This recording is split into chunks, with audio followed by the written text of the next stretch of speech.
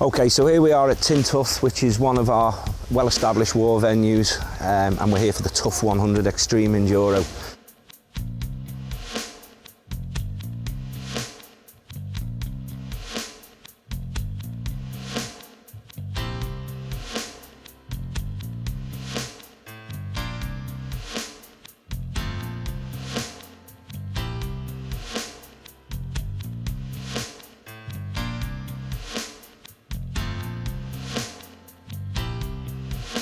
It's an event that is now replacing the old Tough One, our established Extreme Enduro, which is now sadly finished, but it had a cracking run.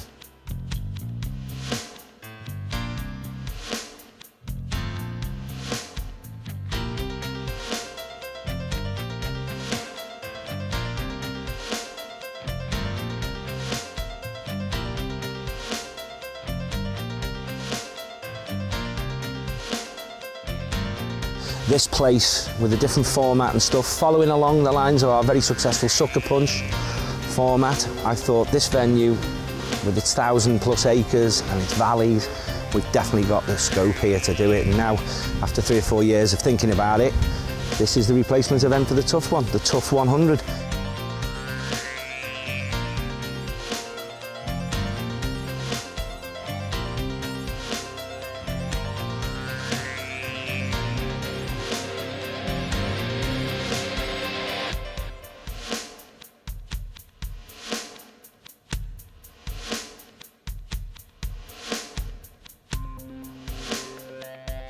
Tonight, Saturday night, 2.5 hour normal Hare and Hounds qualifier, followed by tomorrow the big 10-mile lap, 10 laps, 100 miles, 5 hours with some pretty gnarly terrain in.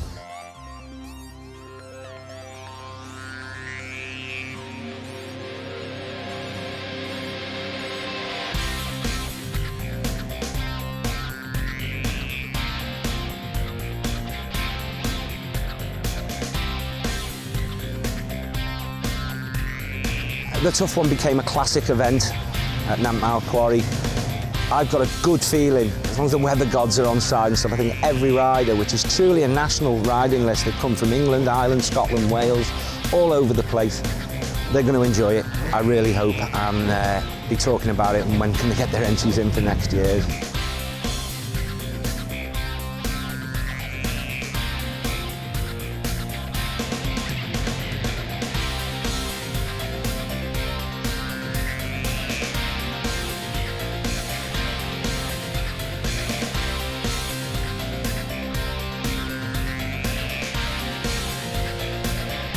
When we did the first press for the event and put it out there, after the old Tough One had finished, we put the new event out there.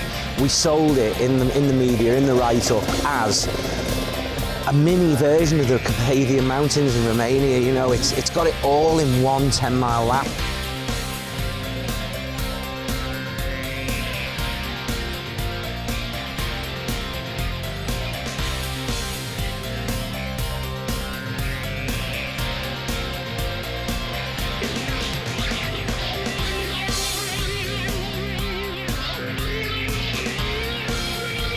Huge climbs, open top mountains, bits of quarries. It's just got a bit of everything. And everybody that's walked it today or looked at it has said, you know, we got that so right. It is a very special place, you know.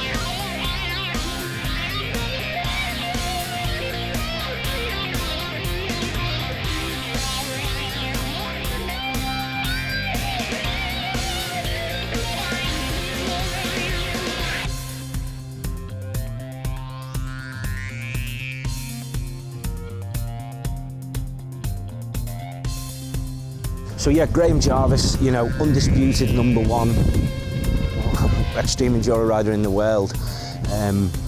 Especially his domination of Erzberg a couple of weeks back.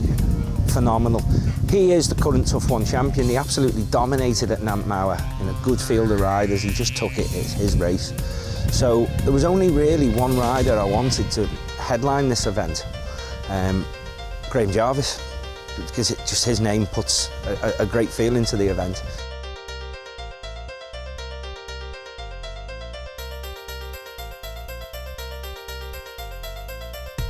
But then I thought, you know, for 12 years, the expert class, which are the first to enter these events, not the pro riders, the experts and the clubmen, for the expert classes always took a back seat at Knapmire Quarry with the Tough One.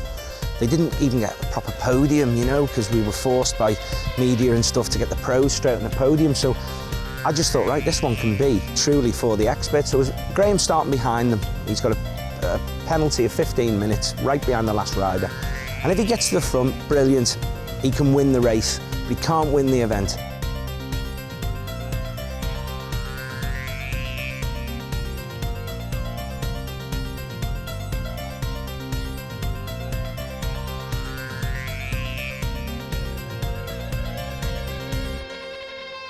The event, the prize money, £500 top prize, second prize 300, third prize 200. Those guys are going to be expert riders, bread and butter expert riders that have booked in, committed to the event early on, and they're going to be the champions of the event, which I think is a good little payback for them.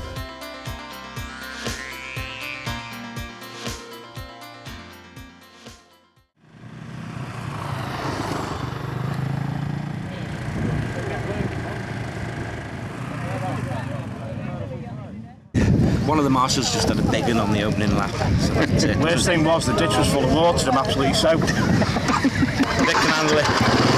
Welcome to the first ever running of the Tough 100 Extreme Enduro, brought to you from WOR Events. This event is taking place at the all-new venue at Tintwill near Wrexham in North Wales. The Tough 100 was a 2-day event and started with Saturday's qualifying race, a gruelling 2.5-hour race which purely served to give the riders their start position for Sunday's main event. So the flag drops for the qualifying race this Saturday afternoon race, purely to determine the starting position for tomorrow's big event, but nonetheless a really tough, demanding course for the riders. This qualifying track isn't exactly the full length of the Sunday circuit, but nonetheless it is very tough indeed, and the riders will have a really difficult race ahead of them, 2.5 hours, and that's even before the Tough 100 starts tomorrow, as these wave of riders make their way up the hill for the first time. Very technical part of the track, a little bit slippery in places on that grass, and oh, a tumble there on the first corner, 2 riders getting together, and down they go. That could have been a nasty fall, but the rider's okay, although everyone else gets through, but he gets back on the bike and straight into the action. One of the back markers there, losing grip on the slippery grass section, as the riders now start making their way into the more technical part of the circuit. And you'll see much of the track, typical Welsh Enduro style track with the single track hard pack surface and that really nasty slate on top there, and some fearsome drops there. The riders don't want to get that part of the track wrong because they'll be straight into the brackens and in big trouble indeed. But that slate on top there really makes grip a premium in places. Riders having to be really careful with the braking. And as we see going down the fire roads there as well, some of the dust there as well. Really dry, dusty day, but the track looking in great condition and a superb test for the riders ahead of tomorrow's big event. At the moment it looks like Charlie Frost emerging as the early pace setter from One Night, Tim Foreman, Keelan Hancock in there as well. Ben Wibberley, Craig Reynolds, Harvey Dark, Ross Davis and Jack Cadwalder, relatively local rider from Oswestry. He's running well just on the fringes of the top 10. Riders from all over the UK competing in this event, along with the Isle of Man as well. And the reputation of WOR really is a draw for these riders, and they know it's going to be a really tough event, and that's what they've signed up for. And today's Saturday qualifying race certainly is proving to be a good test for the riders. These relatively open parts of the track with some very nasty ruts in there as well.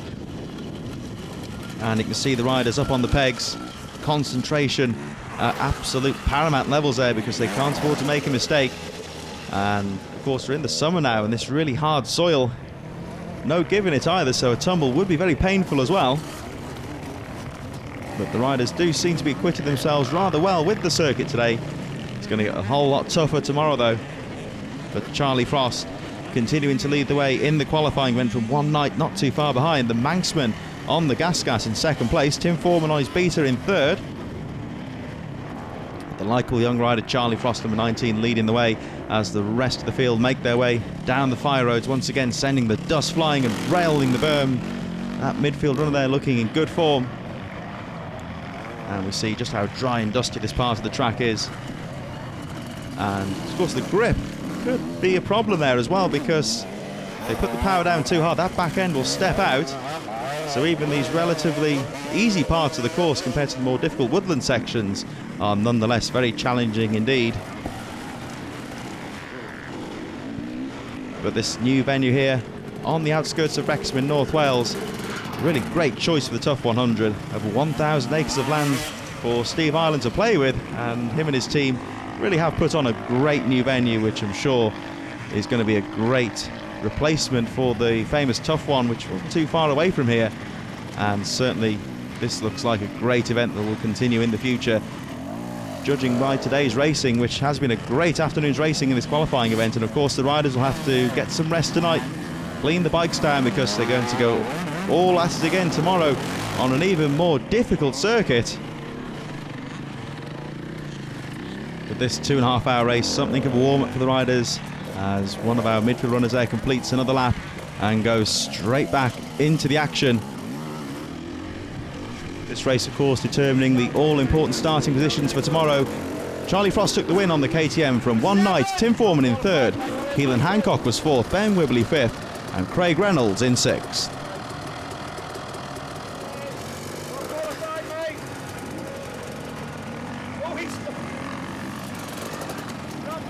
So we see Steve Ireland there spraying the tyres with some paint there. Now the reason behind that is because they're not allowed to change tyres. They've got to use the same tyres all over again tomorrow.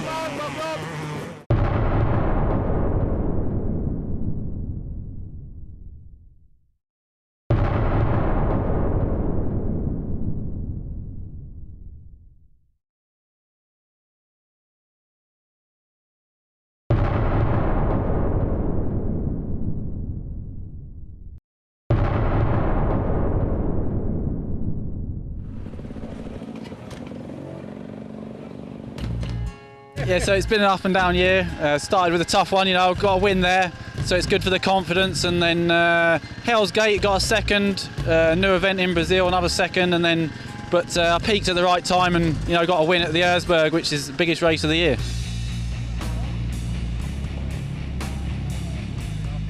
So the Tough 100, you know, it's a new event, new venue, and you know, just something interesting. I'm going to start 15 minutes behind everybody else and see if I can catch them, because I don't know the track, so I don't know how difficult it is. So, you know, we just don't know.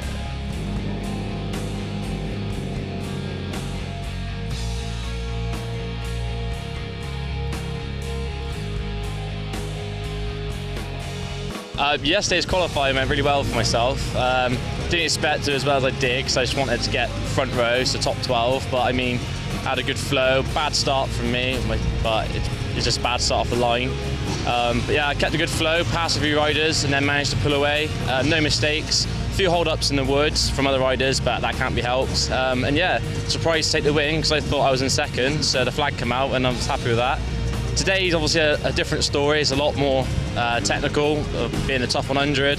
So yeah, with Graham Giles being 15 minutes behind, he's obviously got a disadvantage, but I can't set me a disadvantage for him. He's going to catch us up within the first few laps. So yeah, I mean, cash prize, 500 quid for first place, that would be nice, but hopefully get a good finish. I mean, yesterday's finish was giving me a big confidence boost, so today would be nice to do the same again, but have to wait and see. Yesterday was a strange one, doing a 2.5 hour Hare and Hounds race, starting at 7 o'clock and finishing at 9:30 was a bit strange, and it was hard going, it was bumpy like, so by the time we got to bed last night, straight after the race, his body was still like aching and pumping, so didn't sleep very well, to be honest, in the back of the trailer as well, so yeah, it's going to be hard today, 10 laps. They're hoping it to be 5 hours on the bike, which is a long time, so especially on this ground line. I'm just going to try and pace it, you know, and I struggle for fitness always, so I'm not going to do it silly and just try and keep a rhythm, keep it going and that. And obviously Jarvis starting 15 minutes behind, so he'll probably be coming past in about 20 minutes or so. Yeah, obviously he's going to come past, you know, he's a pro in it, so on bike up time, super fit and that. I rode for 3 weeks, so I'm just enjoying this weekend being back on bike really, so yeah, hopefully I'll enjoy it.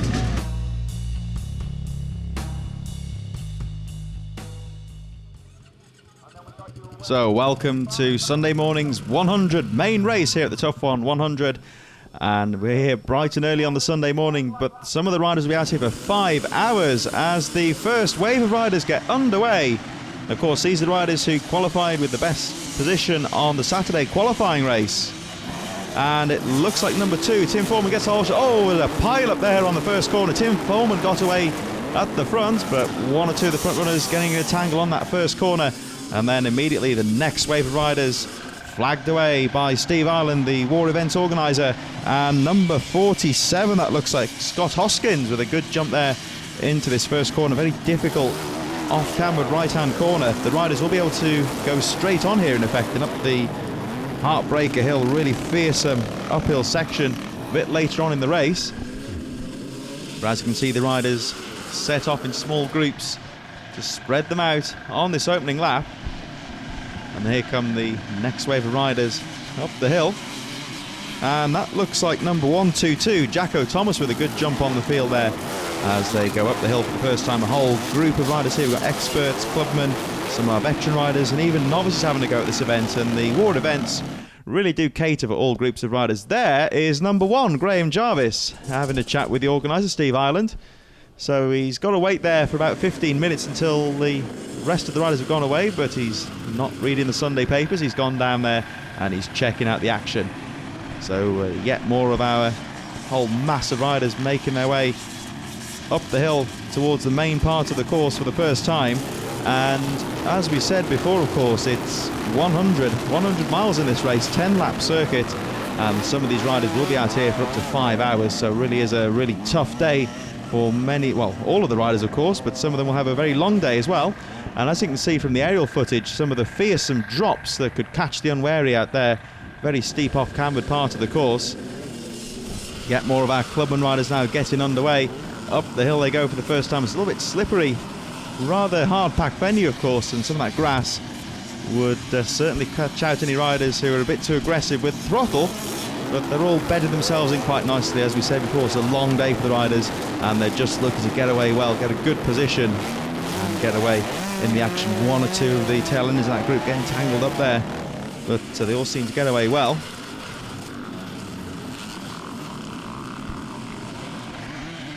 Yet more riders getting away. There we see number 82 there with a good start. Oh, the back end stepped out there. That's the machine number 82, Barry Boosted, who gets away well. Nearly went wrong for him as one of the group of riders there just loses it on the off-camber section. They go straight onto the grippy soil, and we saw a moment ago just how steep that drop-off is on the side there.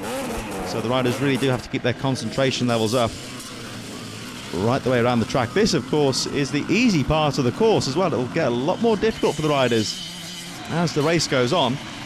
And just as you can see, they're still starting, so really is a testament to War Events just how popular this event is with the riders, all ability levels. Of course, we've got Graham Jarvis, our established pro rider, one of the best enduro riders in the world, right down to some of the clubmen and novice riders who might be competing in enduros for maybe the first time or only a handful of times. There's one of our front runners, actually, number 14, the Essex rider Steve Roper, who didn't have a very good qualifying race yesterday. So he is right down there with the masses, and he's got a lot of work to do this afternoon as the event goes on. Of course, we started bright and early this morning, but Roper with a lot of work to do. We're going back into one of the opening parts of the course. This really difficult little stream. They come down a very steep hill, which you'll see a bit later on. Oh, it was a mistake there from number 15, the machine of Ross Davis, local rider from North Wales, but didn't lose too much time there. They go through this stream, and the approach to this section, a very treacherous downhill section, so the riders really do have to concentrate. And then the rocks underneath on the bed of that little stream there would certainly catch out the unwary. We'll see riders paddling away as our early leader Tim Foreman goes through, chugs his way through the water, looks very smooth and steady, and keeps the pace up. Number 3 there, that looks like Harvey Dark, going into that little drop-off section. The riders up on the pegs, on the brakes, making the bike do all the work. And he's closely followed there by number 7, Michael Brown, charging away through the stream. You can see him there just paddling against the banks of the stream there, just for a little bit of balance. And already our expert riders really making their way around the course in these early stages. That, I think, is number 4, the machine of Andy Frost. Certainly is. There he is. He's just paddling his way down the bank into the brook, and very gingerly on the power through that section. The riders can't be too trigger happy with the throttle there because it's a bit rocky underneath. And Graham Jarvis is doing a bit of showboating for the crowd. Oh, just catches the back end of that wheelie. Some good bike control there. And Jarvis has got a bit of waiting around to do because the rest of the field are getting a head start. So let's see what Jarvis can do a little bit later on. But certainly, I think the crowd up there with their smartphones recording a bit of action from Jarvis. And now we see one of the treacherous downhill sections, and just look at the suspension on the bikes as well. You'll see just how much the suspension rebounding there, and the riders up on the pegs making the bike do the work. And they've really got to keep the concentration levels up down this downhill section. Over that sheep track there, it looks almost a bit like a downhill mountain bike track there. Very technical, a bit slippery there as well with the rocks. As number 2 Foreman, our early leader, I think he's currently in around 4th, 5th position. Certainly amongst the front runners. Number 3 there, the machine of Harvey Dark, just outside the top 10. And there we see number 7, Michael Brown. Number 7, he's actually in 7th place in these early stages. Looks like Charlie Frost with lead as Jarvis again gets the back wheel up on that Husqvarna. Makes it look all so easy.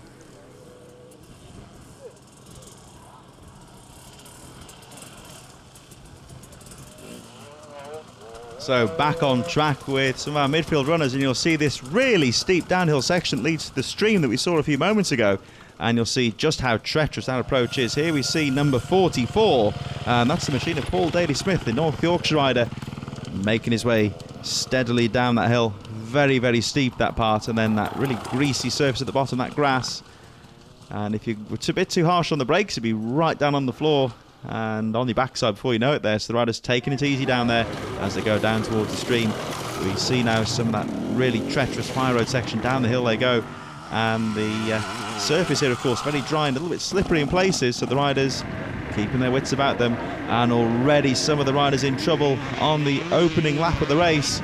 Some really hard work for them as Jarvis gets himself settled down, and he's going to be out on track in just a few moments' time. We see here one of the man-made parts of the track. Now this steel girder, which you wouldn't want to get wrong, so the riders just taking their time getting the line correct. Zipping over there. Here comes Stephen Welsh in the woods. And, oh, a bit of bushwhacking there. I think he's after a career as a tree surgeon maybe, but looks like he's okay. He's going to get back into the race. Some of our clubmen and novice riders making their way through the woods for the first time. Oh, as one rider nearly ended up in the front wheel of that KTM. And there we see number 103, the machine of Matt McGinty, stalls the bike and tries to get it straight. I think he's grateful of the electric start on that KTM. And he should be back into the action in just a few moments' time. And yet more carnage here in the midfield as the riders simply cannot get up this hill. They say it's the Tough 100, and it's certainly living up to its name. So now Jarvis gets away finally. Up the hill he goes, and he's going to go straight onto Heartbreak Hill for the first time in just a moment. And Jarvis now down to business. Up the hill he goes. And here we see Jarvis making his way up the Heartbreak Hill for the first time. And this part of the track, very, very steep indeed. Will he make it up the hill? Will Jarvis make it to the front? Find out after the break.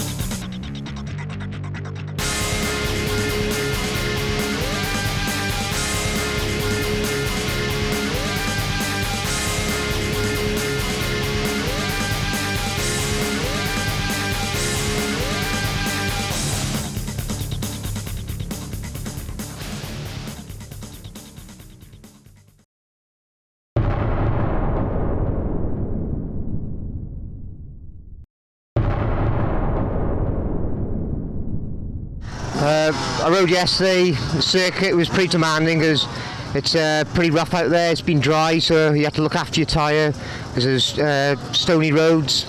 I tried to be smooth. I got held up on the second lap, so I dropped back a bit, but then I just stayed consistent to come home in third, really. Today, I don't know really. Extreme's not my forte really, but hopefully I can get in the top 10. Ben Wibley in the expert class. Well, yesterday was just nice and rough, real big braking bumps. Very tiring, but obviously that's the idea of it, just to wear us down for today. Looking forward to today, and obviously I'd like to win and have to see how 100 miles goes. 5 hours is a long time on a bike. Welcome back on track then to the Tough 100 as we join the riders back at that treacherous little stream section, and the race well and truly underway now. The riders starting to really settle into position, and some of the front runners are starting to lap some of our tail enders. We see here number 65, Jim Munden, who looks like he's about to be lapped by one of our front runners, Harvey Dark, who, let's have a look at our lap charts here, looks like he's in around 15th position, so running strongly in this 100 rider pack. Michael Brown, number 7, makes his way through the stream, just lapping another rider there. Some of our midfield Clubman riders making their way through. Of course, Graham Jarvis now back underway. There's number 87, Thomas Knight, and number 2, Tim Foreman, not too far behind. He's about to lap Knight in a few moments' time. And Tim Foreman, one of the favourites for victory today, running strongly. There's Andy Frost, just on the fringes of the top 10. So our expert riders really starting to get into position. Here comes Jarvis, and he's really got the bit between his teeth. He's starting to close up on number 11 through the stream. That's the Manchester rider, Craig Reynolds. And Jarvis has a look down the inside of Reynolds and makes the pass. So Reynolds, he's actually on the fringe of the top 10. So as you can see, Jarvis, as we start to settle into this race, is really making inroads and starting to catch up with some of the tough nuts at the front of the field. How far up will he get, of course, is still quite a way to go. But Jarvis really has started strongly as the Clubman riders making their way through this tricky little woodland section. Number 36, the Midlander there, Pete Bailey goes through and stars it over the knoll. And there we see this really tricky little centre of the course. There goes James Meston through the stream, which will catch out the unwary, and Meston about to complete another lap here. Gets checked in by the lap scorer and straight away goes through to start another lap. And there we see the stream once again a bit slippy around that final corner. They get checked over by the lap scorer and straight back into the start of the lap they go over this steel girder, and taking the time there, that rider just picked his way over. There's number 40, I believe. Let's just double check that on the bib. Certainly is. So that's Jordan Halliday. He's just inside the top 50, so mid-pack. Takes it nice and steady over the girder and straight back into the action. Very difficult start of the track. They go straight onto the Heartbreak Hill, or they can go on the Chicken Run, which is a lot longer around the side of the course. We'll see some footage of Heartbreak Hill, I'm sure, a bit later on. Number 7 there, we just saw one of our front runners. That's the machine of Michael Brown, currently in 7th position. And Jarvis charging down the bank. Look at that slate there, really is tough and slippery down the hill. And as we see here, one of our Clubman riders, not quite as accomplished as Jarvis, but nonetheless making his way down the hill, keeping the pace going. That's Stephen Elliott, number 101, just taking his time, staying out of trouble. And of course the riders can't afford to be complacent on this section of the track. Just look how tough and slippery that slate section is, and that will certainly bring a rider down to the ground if they lose concentration. But look at the suspension, look at the legs and the arms there, taking up all the force of that downhill descent. So our riders charging away. As we say, over 100 riders started this race. Some of them will be out here for up to 5 hours on this 10-mile circuit. Tough 100, of course, 10 laps of the track, 100 miles, and there's very, very little chance to have a rest on there as well. Yet again, of course, Steve Ireland and the War Events team have really devised a tough, demanding circuit that will really challenge the riders' skill levels. And even these parts of the track here we see it gets a little less technical, a bit faster. But look at the off-cambered section there, and it's very, very hard pack and slippery as well. And of course we've got those really steep drops on the one side there, those brackens there, and that's got to be over 100-foot descent down the side of the bank if they get it wrong. There's Jamie Roper, the rider we saw earlier on in the race, right at the back of the field there, but he's running through into the top 20 now, so a good fight back from the Essex rider Jamie Roper. And this really tricky little single part track, you'll see the riders up on the pegs and balancing over the edge of the bike to counteract for that really steep off cambered section, and the riders just taking their time gingerly going through this part of the track. It's very steep and very technical there as well. So down the hill they go there, and it's all looking good at the moment. In the midfield, the riders really coping well with the circuit, but very, very tough indeed, of course, and it's a real challenge for the riders. And a bit of a one line through the girder there, just avoid the whole thing, go through the ditch. That's a bit of a battle here amongst the front runners. I think that could well be Sam Ludgate, who we see on shot now. We'll confirm that in a moment when they come back towards us, and I think he's made a pass on one of the front runners. So let's have a look. Here comes Sam Ludgate, number 17. It certainly is. And just behind him, I think he just got past Gary Hansen, number 6. Here comes Hansen. So at the moment, Ludgate looks like he's running well up amongst the front runners. And let's have a look at our lap charts. It looks like he's currently in 6th position. Craig Reynolds going through there. And number 3, the machine of Harvey Dark, a little bit further back, just outside the top 15 in this middle stage of the race. Tim Foreman, one of the favourites, of course, and he's still running strongly. He's in a, let's have a look, he's in just on the edge of the top 5, just moving into 4th place. So Tim Foreman picking his way through those really treacherous, gnarly tree section and charging away as he looks to try and close upon the leaders. It looks like on our lap charts, Charlie Frost is leading the way. Keelan Hancock, the Cornishman, currently in 2nd place, but there's Jarvis. Jarvis still on the move, but he's got some other of the front runners in front of him. I think that's Andy Frost. Andy Frost currently in 9th place, so that would say that Jarvis is currently in 10th position.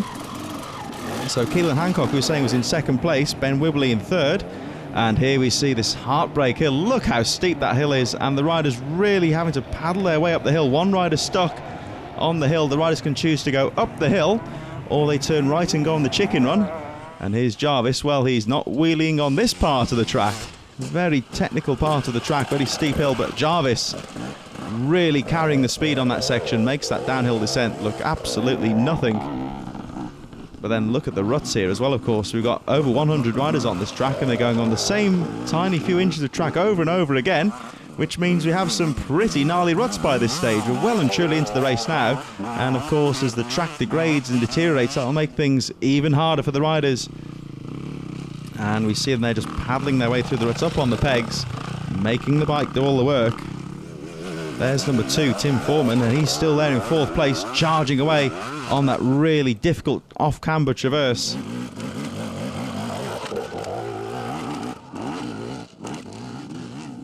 Number 15, Ross Davis, the North Wales rider, makes his way around the course. And yet again we see here the off-cambered section. Riders charging away, and looks like they're selecting a higher gear. Craig Reynolds on the Yamaha YZ250 gets on the power, and you can hear the bike hitting a bit of a higher gear through there, making the bike pull through the section, so it makes it a little bit more tractable there as well. And number 23 goes through there, one of our front runners. That's the machine of Sam Skirmy. And here's number 4. That's Andy Frost. We saw him earlier, of course, and Andy Frost still there in 9th place. We saw Reynolds go through a few moments ago. Frost, the next rider down on the road, in 9th place. Looking a little bit further back here, just outside the top 10, number 3, Harvey Dart, makes his way along this off-cambered straight, gets back on the power, and here the riders really hooking up through the gears, making the bike pull down the straight. Here comes Jarvis, still charging away, sending the dust flying. Well, he was showing off for the crowd earlier, but now, of course, he is down to business as he gets back on the power on the Husqvarna and still charging away as he tries to catch up on the leaders. Delayed by over 15 minutes at the start to give the rest of the field a head start, of course, Jarvis. So let's see what the pro rider can do as he catches up through some of our clubman riders. Now, of course, he's trying to deal with the experts. At the moment, though, number 19, Charlie Frost, is still leading the way. Let's speak to our event organiser, Steve Ireland. We're at the 2 hour, 20 minutes mark. It's going perfect, better than we hoped. Black clouds have come over, so if the rain comes, the next 3 hours could be interesting to say the least. Graham Jarvis has gone from dead last, 15 minutes behind. He's now in 5th place. Young Charlie Frost on the KTM's out in front. He's riding really smoothly and he's got quite a good lead. I'm just heading back to lap score in a minute to find out the exact gaps.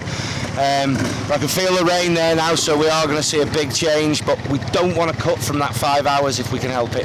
The circuit at the moment is cut out perfectly. All the banks down in the woods that we thought would be hard are really hard, but they're doable.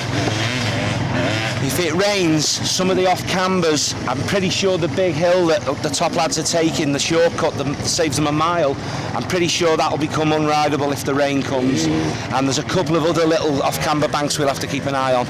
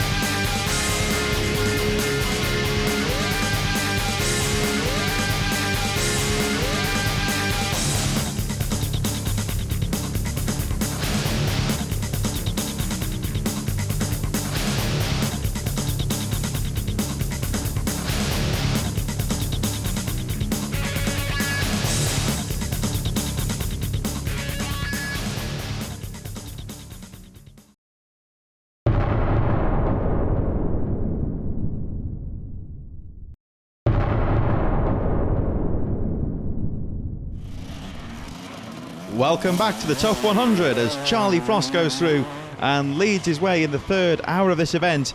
He's just ahead of Keelan Hancock, and that guy, number 9, Ben Wibberley, currently in third position.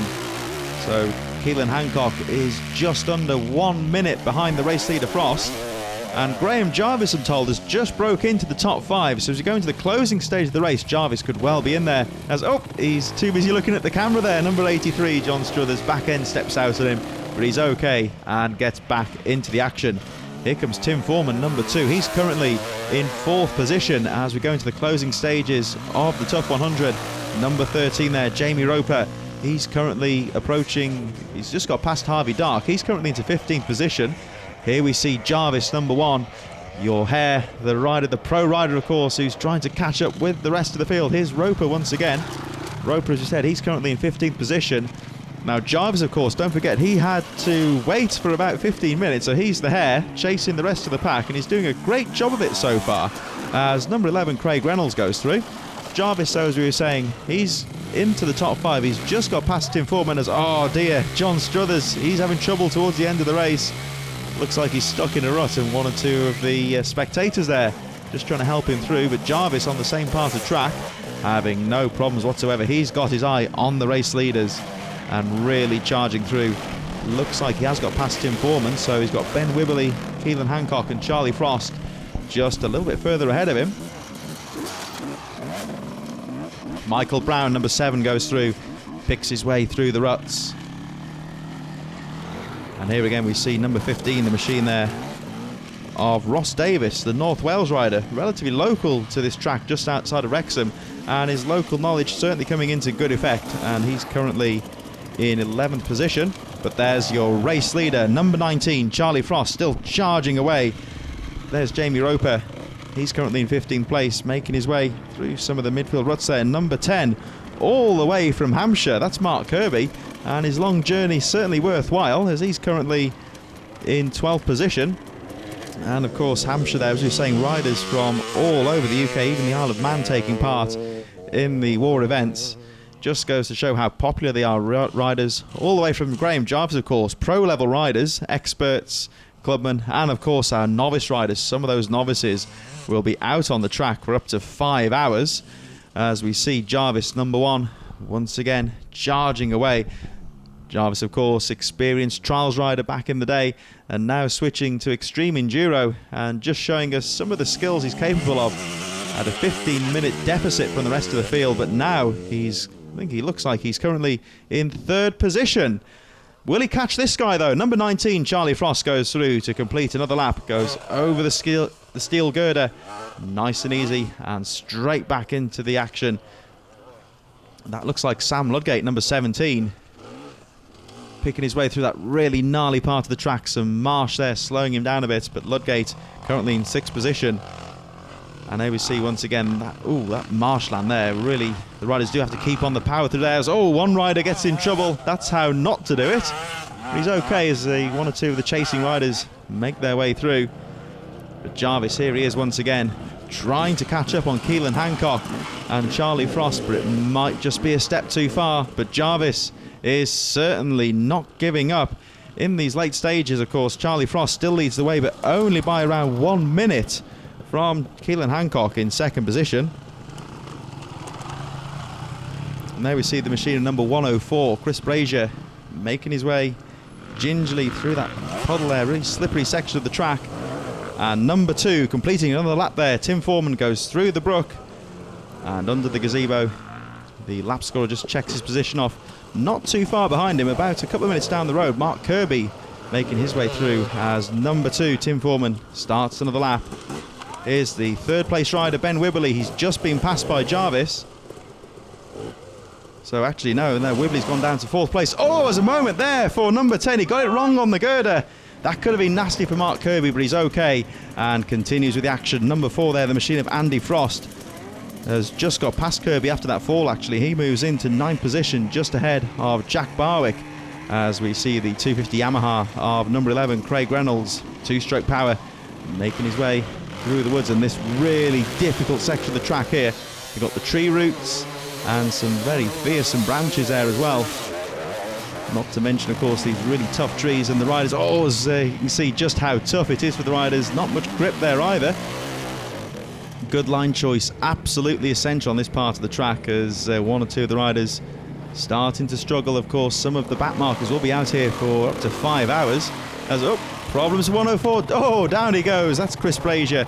But he gets back on his feet. He's going to pick the KTM back up as Graham Jarvis, number 1, goes through in 3rd place, and Chris Brazier can only look on in awe as Graham Jarvis charges away up the hill and back through, down through the tree roots, out to the woods he goes, still trying to catch up with Keelan Hancock as number 86 there, that's Sean Jones, currently stuck on the hill. And now we see number 106, Tom Brazier, charging up the hill. Will he make it? Will he make it? Oh, not quite. Drops the bike, but he's okay. He's kept the bike running as well and gets straight back into the action. Lyndon Connor there, 118 goes down. But here comes one of our leaders, picking his way through the tail enders. Number 9, Ben Wibberley, now down to 4th place. But Wibberley gets back on the power, and that's how you do it. Shard is up the hill. Meanwhile, Kiernan Chan, number 92. He's got it wrong on the tree route. And a bit of a barrel roll for the cameras. So he gets his 5 minutes of glory there. Number 2, that's Tim Foreman, now down to 5th place, but still charging away. Ran very well in yesterday's qualifying race and still there amongst the front runners. Certainly can't answer for Jarvis, Wibberley, Hancock and the race leader Charlie Frost, of course, but Foreman still running very strongly. And there is C83, John Struthers taking a breather, had a difficult lap last time round. So just catching some water, but back on the track. Number 19, Charlie Frost will take the checkered flag and win the inaugural Tough 100 by just under a minute from Keelan Hancock, who has to settle a second. Graham Jarvis in 3rd place as 22 there, James Ford. He's in the Ford and he'll have to carry on a little bit longer in the Tough 100. Bit more work for him to do. But Charlie Frost it was that took the win from Keelan Hancock in 2nd. Graham Jarvis fought through to 3rd from One Night, and Ben Wibberley in 5th place.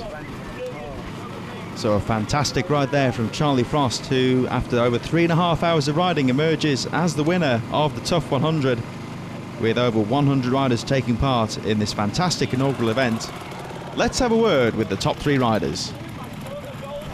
Yeah, the race went good. It's a cracking venue, you know, real nice hill climbs. There's one real hill climb, but it didn't really stop the top few guys, but we had to work a little bit there. But yeah, it was just a really cool event. So it's a different venue, you know, different style of riding, some lot bigger hill climbs here, and a lot of it was slippery grass, so you know, throttle control played a big part. And but it's real good fun track with some fast riding and then some gnarly, rooty tree sections, so it was good. You know, them guys are riding really good. You know, young riders fancying themselves for a bit of extreme. They're getting better, so it's all good. Started off quite bad. Crashed just above us on the first corner. 3 of us collided together. Stuck there for about 30 seconds, 45 seconds maybe. Took a little while to get into rhythm, but once I did, felt pretty good. And then Charlie pulled out a good lead, and then started chasing him down after halfway. But yeah, really enjoyed it. Definitely good enough to replace Tough One. Could do with perhaps a little bit more tough stuff, and then maybe less laps for next year. But you know, you got to put on the event not just for experts and pros. You've got to do it for everyone, haven't you? So you know, it's really good, I thought. Well, I had an okay start. I mean, I got mid-pack, and then with the collision on the first corner, I managed to avoid that. Set off at 6th, and then by the end of the first lap, myself and Ewan Knight were together. I managed to follow a lot of his lines, which was good. And then on the big hill on the first lap, he had a bit of a problem and had to come to a stop. So I managed to pass him, and then from then, managed to pull a good lead. I think I got 6 or 7 minutes by halfway mark. Pitted twice, which is unfortunate because I thought it'd be once. So got that out of the way, got a go gel down me. And then unfortunately, the last lap, I come through lap scoring, and Dad said to me, "I'll just keep it safe and use your head." And with that, my moves just tore apart. So luckily, I managed to keep it safe and coast it round, but then Keelan Hancock was catching me. So I think it got down to less than a minute, but no excuses. I mean, I just backed right off, so if it was off the rim, I'd been buggered. But I'm happy with the win, got some prize money. Happy to have kept Jarvis off, because I mean, he had a 15-minute disadvantage, which I knew that, and I thought he would have passed us on the second or third lap. And I think it was about 6 or 7 minutes after I finished, he came in, so I'm happy to have kept him off the whole 3 hours 45, I think it was. But no, I'm dead chuffed with my result. A lot better than I thought I'd do, because there's a big expert lineup, a lot of fast people in it, so happy enough with that, and yeah. My reflections on today, first running of it, same sort of feeling I had at the Sucker Punch when we created that. Success. Riders coming over the line, they've all thought it's fantastic. The format, the course, the rain at the end added a bit extra to it. Delighted, this is the event that replaces the tough one, and that's a big shoes to fill, and I think we've done it, and we can just build on this. And Jarvis came over the line and said it was fantastic. He loved the course, loved the format, loved how it all worked. That's been the general feel. So everyone's earned these special little finishers medals, and there's even been a tear in people's eyes, the emotion of finishing it. So I'm absolutely over the moon. Yeah, the winner did it in 3 hours and just a short of 40 minutes, 3 hours and 40 minutes, which was brilliant. But obviously we carried on then for the 5 hours to let everyone else achieve the finish. But Charlie Frost today, 2-minute gap on Keelan Hancock, who did really well as well. I mean, he pushed him all the way, he was never far away. And then Graham just couldn't quite catch them, But I said from the start, Graham might win the race, but he wouldn't be the event winner. And he wasn't, The top man, Charlie Frost today.